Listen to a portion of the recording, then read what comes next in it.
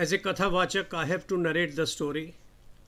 However, I wish this event had not taken place.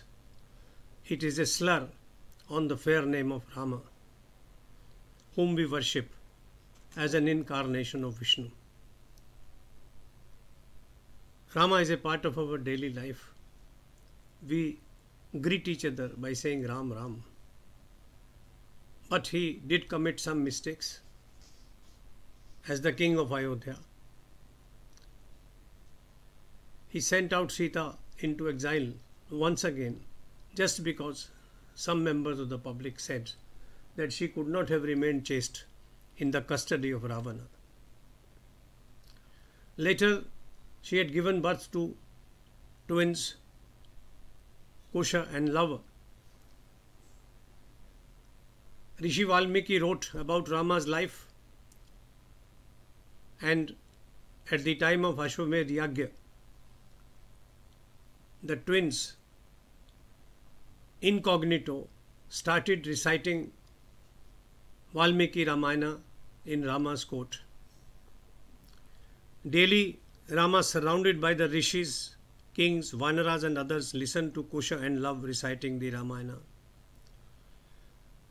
He learnt that Kusha and Lava, who narrated the story, were his sons, born as twins to Sita.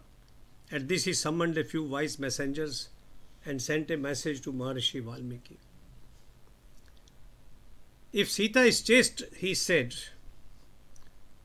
if she has not committed any wrong, she, with your permission, should come here and prove her chastity in the presence of the public.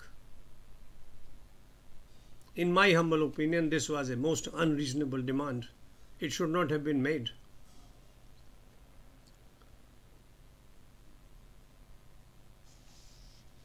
Rama further said, I want her to attend the morning court tomorrow and in the presence of the populace swear upon her chastity. Valmiki sent a message. Sita will do as desired by Raghava. For a woman, her husband is a devata. Rama was pleased when he got Valmiki's confirmation. He asked the rishis, ministers and the public to be present in the court next day to witness Sita swearing upon her chastity. Next morning, Rama sat in his court, surrounded by his praja and the rishis. Soon after, Valmiki arrived with Sita in his footsteps. She walked with her head lowered, hands folded, and eyes brimming with tears. Despite all that had happened in the past, her mind was still full of Sri Ramchandra. She was overwhelmed with grief. Walking behind Valmiki, Sita looked like Shruti, following Brahma. Everyone present showered blessings on her. I believe that the mightiest character in Valmiki Ramayana is not Ram but Sita. It is she who suffers the most. It is she who has to prove her chastity twice. I have included paintings depicting her Agnipariksha, one in Sri Lanka outside the doors of the city, and the other painted by Ravi Verma showing her proving her chastity in Rama's court. Rama is surprised when Sita's mother, Prithvi, comes and takes her away. That is shown beautifully in that painting. Continuing the narrative, addressing the king, Valmiki said, Drashat, Nandana, Sita has always followed her dharma. She is steadfast in her resolve. Afraid of calumny, you made arrangements to abandon her near my ashrama. Sita will assure you of her chastity because you have been frightened by the praja talking against her. Please command her to do so. These two young boys, Kusha and Lava, are twins born to her in my ashram. They are children, your children, and are brave like you. This alone is the truth. Raghunandan, I am the 10th son of Pracheta. I never utter a lie. Truthfully, I assert and tell you that these boys are your sons.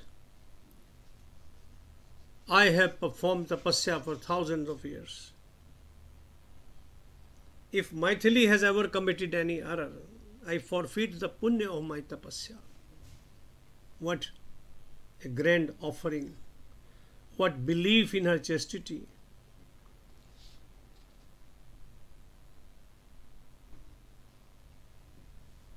Raghunandan, continued Valmiki, I had given shelter to Sita after ascertaining the purity of her conduct through my inner vision and five senses. We had found her near a waterfall in the forest. She is blameless in deed and conduct. She worships her husband as her god. You are disturbed by the calumny heaped upon her by some members of the public? Maithili would prove them false and assure you of her purity.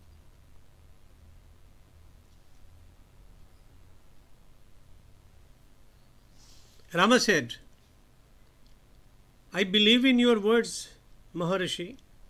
I accept that Janki is chaste and unblemished. Even earlier in the presence of the Devatas, I had accepted that Sita was chaste. However, later a large number of my subjects raised grave doubts about her chastity and about my decision. Perforce I had to abandon Maithili. O great Brahmin, even though convinced about the veracity of her statement, I banished her out of the fear of my subjects. I ask your forgiveness for what I did. I am aware, said Rama, that the twins Kusha and Lava are my sons. However, I can accept Sita's return only if the public accepts the truth of her statement.